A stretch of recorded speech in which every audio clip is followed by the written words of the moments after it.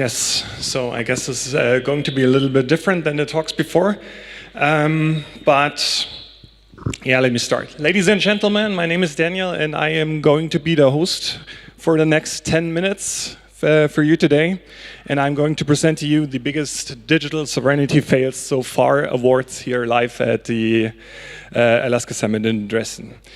I wanted to make this fun and entertaining for you all, so I thought about how would I do that? Would I present to you stuff that I used in my youth? Would I use stuff that I used in my early 20s, or should I force the stuff on you which was forced on me in my early 30s? So I wasn't quite convinced with all of them, with one of them, so I combined them all into one. And before we start and go into the details, we have to do one very crucial thing here, which is we need to, I actually, damn it, so much work went into this. And there's even sound which is not played out of the audio. But yes, we have to shuffle the cards, and once we've done it, I will going to present to you 8 digital sovereignty fails, at least in my opinion, which you can vote at the end, which you think would be like the worst thing of all. So let's start. First category. This is national defense. This is about the procurement of 35 F-35 fighter jets by the German government. And this is not a regular fighter jet. It's a very software-defined weapon system. It consists of 8 million lines of code. And there's a great debate about it if there's a kill switch in it. So if Donald Trump can push a button and this thing falls out of the sky. We will never know, since the US now says you are not allowed to conduct any independent test operations outside the continental United States. So this thing can operate independently. Israel is the only country in the world which is allowed to do that. FYI, this comes from Lockheed Martin, which is one of the funders of the new ballroom from the White House. Also, I could have put in here the Google air-gapped sovereign cloud from the German Bundeswehr, but I need to have some cards for next year.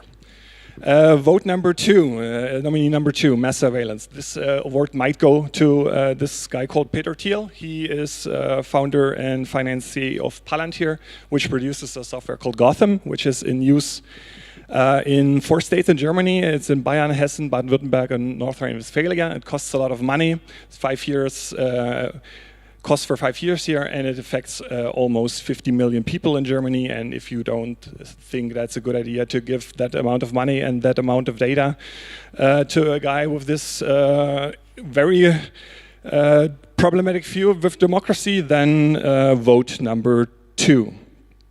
If you don't know what it does, it combines several databases from the government, enriches this with data they found online, and then they basically know with whom you talk to and where you've been to, and yeah, that's an issue. Planned obsolescence. You probably all have heard of the end of life for Windows 10. There are studies around showing that there are like 240 million devices worldwide affected. In Germany, it's supposed to be 32 million. And if you put this in the only measure which you measure things in Germany, in cars, it's 320,000. And if you stack them together, you get a tower of 6,000 kilometers. And I want to say something about the very, very good timing of Microsoft. They put the switch date for where you have to move to Windows 11 to the 14th of October, which is the International Day for e-waste. And it's supposed to say that you should not generate this much e-waste. Yeah.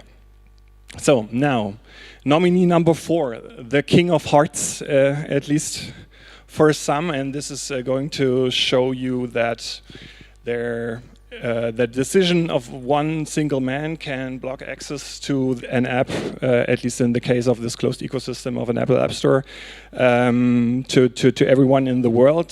This app here I wanted to mention was developed by a Jewish developer.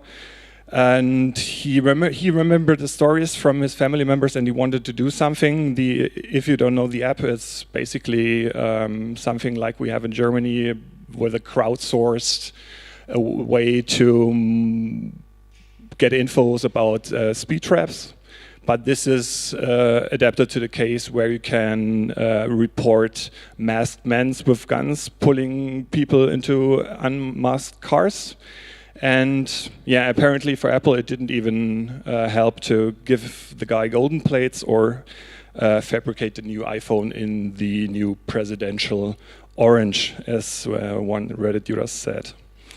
Vote number 5. This goes to the double strategy of the, or might go to the double strategy of the Bundesamt für Sicherheit in der Informationstechnik. They published a strategy now where it obviously consists of 2 parts. Part number 1 is we have to strengthen our own digital industry and make it more competitive. And the second one is we have to make the international products technically secure so that no data can go outside of the can flow outside of the EU. This might be helpful to make the cloud services from the hyperscalers more secure. We don't know. It's all close. But what it does, it makes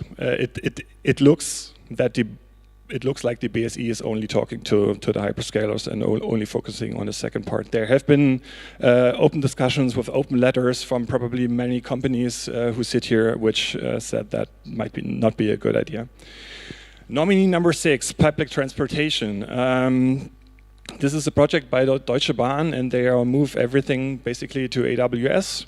They started this project in 2016, and contrary to what you might think about Deutsche Bahn, they actually finished this project early.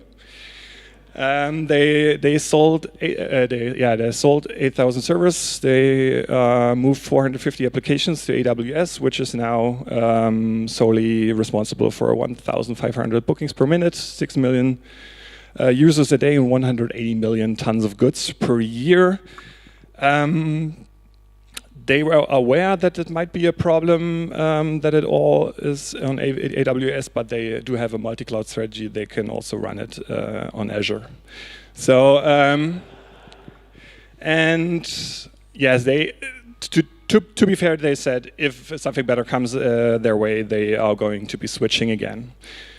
Nominee number 6, judicial branch, also very important in democracy. One you probably all have heard of is that the sanctions from Donald Trump against the ICC, the International Criminal Court, forced the blockage of their head prosecutor, Karim Khan. Actually, there was a story last week in the French government. There were even more judges which are blocked. It's 9 in total now. And this is basically happened if you put out an arrest warrant for Benjamin Netanyahu and Vladimir Putin. Your accounts get blocked. Actually, you get cut off everywhere. Your MasterCard and Visa stuff gets canceled. The stuff from your family gets canceled, and then you don't have Amazon, PayPal, Airbnb, and so on. Every service which depends on this, that's blocked to you, for you, and this can also happen to every citizen in the EU. There's one good thing coming around this. The ICC is now switching from Microsoft Office to OpenDesk. They published this information last week. If you have any, if you want to talk about this more, we installed OpenDesk last week in a workshop on our first SCS compatible cloud, or you can talk to René Fischer tomorrow from Zenith directly. All right, last but not least, the hyperscaler dependency meets surveillance capitalism. You probably all have been affected by this. I don't want to go into detail. I don't understand it anyway, but I wanted to raise attention to 2 examples which don't get taught about much in public. One thing is a company called 8 Sleep. They produce a bed, and if you have $2,000. You can have the bed and the best sleep you will ever have, only if AWS US East 1 is up. If it's not up, then your bed falls into a position where you cannot sleep, and it heats up, and you can also not sleep. So might be a problem for some, I don't know.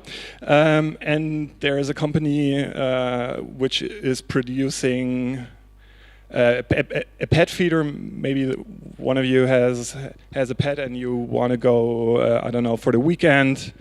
And unfortunately, this also does not work if you're not 24/7 connected to AWS servers. So your cat won't be fed for a race condition in DynamoDB. All right. Enough said from my side. Now it's your turn. There is this poll which you can participate in. Go to scan this QR code. Go to this website. Enter the code. And in a few seconds, I will switch to the results. I hope the QR code is also on the other slide, and then we can see who wins this award. Let me check that. Where is it? All right, the first votes are coming in. Peter Thiel. All right, AWS versus Peter Thiel, and it's a very close race. Who finished first? Jeff Bezos, AWS, or is it the bets and the pets? Peter Thiel. I don't know. How much time do I have left? It's probably like 10, 9, 8, 7, 6, 5, 4, 3, 2, 1. And Peter Thiel won. Congratulations.